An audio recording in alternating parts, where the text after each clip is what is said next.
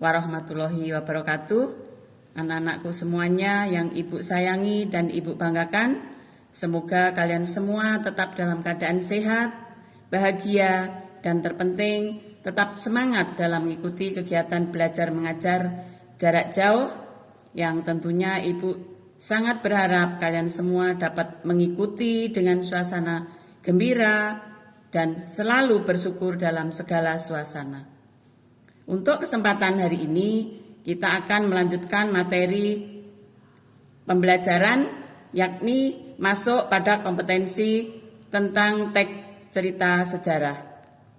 Adapun tujuan pembelajaran kali ini, Ibu harapkan kalian semua dapat pertama, mendefinisikan teks cerita sejarah, kedua, menentukan ciri dan fungsi teks cerita sejarah, ketiga, menentukan struktur teks cerita sejarah, yang keempat, menulis teks cerita sejarah pribadi.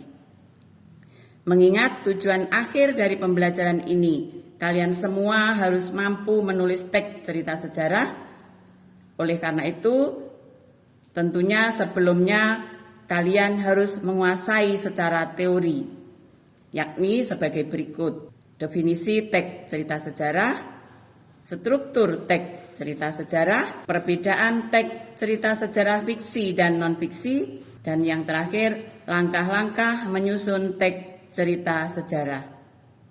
Adapun definisi teks cerita sejarah, yakni teks yang menjelaskan dan menceritakan tentang fakta dan kejadian masa lalu yang menjadi latar belakang terjadinya suatu cerita sehingga bernilai sejarah.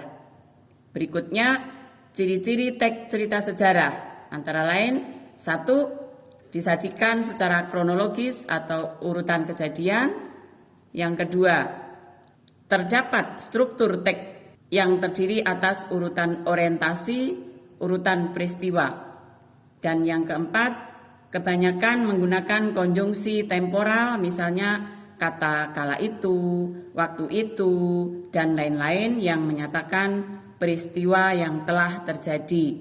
Selanjutnya yang kelima, cerita berupa fakta. Berikut fungsi teks cerita sejarah, meliputi fungsi edukatif, fungsi rekreatif, dan sebagai alat instruktif atau alat bantu dalam proses pembelajaran seperti yang saat ini sedang berlangsung.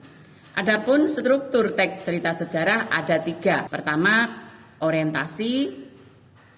Yang kedua, urutan kejadian atau insiden.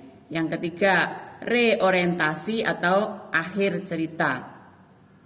Selanjutnya, jenis teks cerita sejarah terdiri atas 2 macam. Pertama, sejarah fiksi atau berdasarkan rekaan. Yang kedua, sejarah non-fiksi atau berdasarkan peristiwa atau kejadian. Berikut kalian dapat menyimak perbedaan teks cerita sejarah fiksi dan non-fiksi.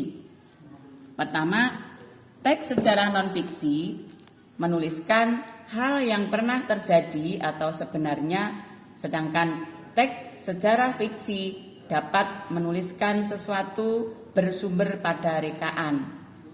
Yang kedua, teks sejarah non-fiksi, penulis atau sejarawan terikat kepada bagaimana sebenarnya peristiwa itu terjadi, sedangkan sejarah fiksi, penulis bebas mencipta dengan imajinasinya. Yang ketiga, teks sejarah non-fiksi, hubungan antar fakta perlu rekonstruksi atau mudah dilacak kebenarannya, sedangkan teks fiksi berupa hasil rekayasa penulis atau novelis yang mampu mewujudkan cerita secara bulat atau satu kesatuan.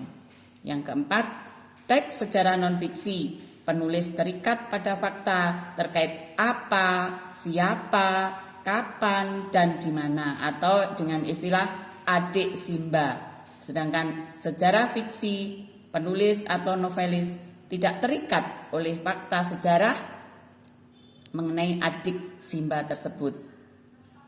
Selanjutnya, silakan simak langkah-langkah menyusun teks cerita sejarah yakni ada 5 langkah.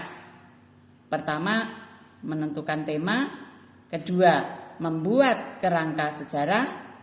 Ketiga, mengumpulkan literatur, data atau fakta. Yang keempat, mengembangkan kerangka menjadi teks. Dan yang kelima, melaksanakan evaluasi atau reaksi. Baiklah, sebagai gambaran berikut Ibu tampilkan beberapa contoh judul teks cerita sejarah yang sudah mendunia, baik yang bersifat fiksi maupun non-fiksi. Antara lain yang berjudul Ku Antar ke Gerbang, karya Ramadan KH, Rumah Kaca, Jejak Langkah, Bumi Manusia, karya Pramodya Anantatur, Pangeran Diponegoro oleh Remi Sinadu. Ada juga Legenda Ikan Pesut, Ada Suatu Masa oleh Putu Wijaya, Legenda Tangkuban Perahu, dan lain-lain. Demikian pemaparan materi teks cerita sejarah. Untuk selanjutnya, Ibu harapkan kalian, anak-anakku semuanya, untuk berlatih menganalisis struktur teks cerita sejarah yang sudah Ibu siapkan di kolom tugas pada classroom kalian masing-masing. Selamat berkarya untuk Indonesia Tangguh, Indonesia Tumbuh. Salam 3M 1B, mencuci tangan, menjaga jarak, memakai masker, dan tentunya berdoa setiap saat. Terima kasih. Assalamualaikum warahmatullahi wabarakatuh.